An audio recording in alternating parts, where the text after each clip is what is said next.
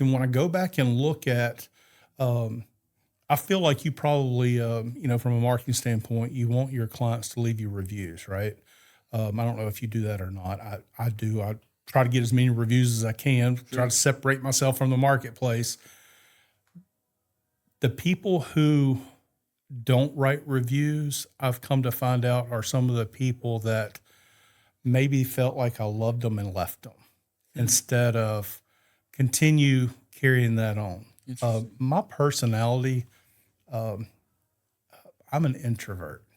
So when I get home, a lot of times I feel like I've done spoken all the words that I'm capable of speaking. And sometimes I just want to be quiet for a little while. So I've had to learn to adapt to being able to still continue to take care of people after I've taken care of them. Well, I would think that like if you're looking for something to visit with your customer about, a client about, and as a realtor, are you a fiduciary of your Yes, I client? am. Yes. I think a lot of people don't understand what fiduciary means. And I don't think a lot of real estate agents still understand what that really means.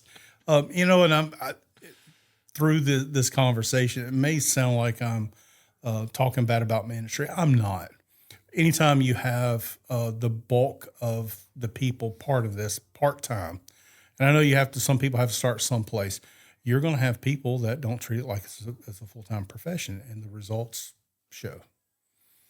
Well, and what I would commend you on is that you take it seriously. You're obviously a full-time realtor. You're not that there's anything wrong with somebody doing a part-time job, but something that I've noticed in a number of instances that I've kind of come in contact with is it's like there's a fiduciary relationship, which, let me just ask you, what does that mean to you? It means that I owe you everything that you need within that transaction. So the state of Louisiana, actually, before we get into that, let me tell you a recent change that's happened to help hold more agents accountable for that fiduciary responsibility. So back in August of last year, the National Association of Realtors settled a big lawsuit. And in that lawsuit settlement, they agreed that agents now showing a home to buyers have to enter into a contract with that buyer's agent before they actually can show them this home.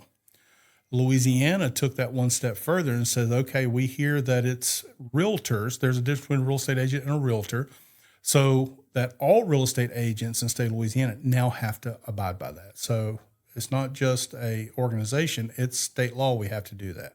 So if you're listening to this and your agent is not having you sign a buyer's agent agreement, they are breaking the law. And we still fight some of that, people adapting. But what that is supposed to do is that's supposed to have an agreement where everybody understands what our responsibilities are to one another. Me as an agent, I'm responsible to give you the best information that I can about the homes that you're looking for, the best information I can about how the market can impact you and your finances. I'm here to make sure that you are fully advised on the paperwork that we're filling out, what your obligations are to that. I'm here to inform you on the things I can't help you with that we need to get other people involved in, because I'm not a real estate attorney. I'm not a home inspector, but I'm here. Part of my job is to make sure you have those available to you. And I'm here to make sure your information stays confidential. Even if you decide to fire me, I have to keep that information confidential between me and you, and I can't use it against you at that point. That's what that means to me. Give me an example of like an instance where a realtor could learn something during a representation and then use it against them. It really in any regard. I'm just trying to imagine. We're getting divorced. We have financial trouble. I have a job that I just accepted in another location.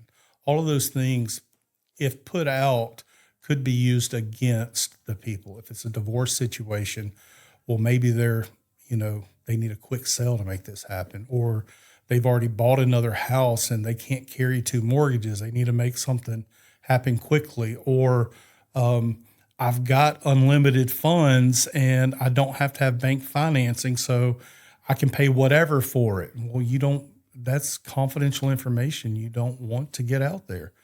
And I've got to keep it confidential. No matter if I'm representing you now, you decide to fire me, you go hire somebody else. That's information needs to be held in confidence. Absolutely. It's almost, you're almost like an attorney for the buyer or seller in that like instance. Yeah, I mean, confidentiality is confidentiality. Whether what you tell me today and you decide to go a different direction, I can't use that information against you, or I could be held accountable for that. Now, I think that there's probably people that should be held more accountable than what they are, so that would scare some others in to know that there's consequences into doing that. But, one of the things that I love about my profession is that we're 100% commission. I love that. I don't have anybody that's in control of how much money I can make for my family every year. It's up to me and how I service my clients. The bad thing about my profession is that we're 100% commission. Not from the fact that I'm worried about the lack of money I'm going to make. It's that I have seen good people make bad decisions because they need to get a paycheck. And I don't like that about my industry at all. And we say, well, Brian, what do you mean by that? Well, our customers look to us for expert advice. When we're going through negotiations, whether it be, let's just take a home inspection, for example. Although I'm not a home inspector, I'm not supposed to tell them, well, you should do this or you shouldn't do that. They do look to us to be able to give advice. Hey, what do you think about this? We shouldn't be telling them, oh, it's no big deal, let's just move forward just so I can get paid. We should be giving them objective advice so they can make the best decision. I'm not a decision maker when it comes to selling a home or listing a home. I am that expert that's giving you the very best advice so you can make the best decision for you and your family. It's just kind of like you're in a court case and there's a settlement comes down. You're going to be able to give them advice, but you're not the decision maker. Say, yep, we're going to take it and we're going to run with it. But your clients expect you to give them the very best advice so they can make the very best decision. So let's say, if you're okay with this, can we run through a scenario? We can. So let's say you're representing me, the buyer, okay? And my wife and I are making an offer on a house. It's our dream home. We're excited. She's seen it. She can't wait to move in.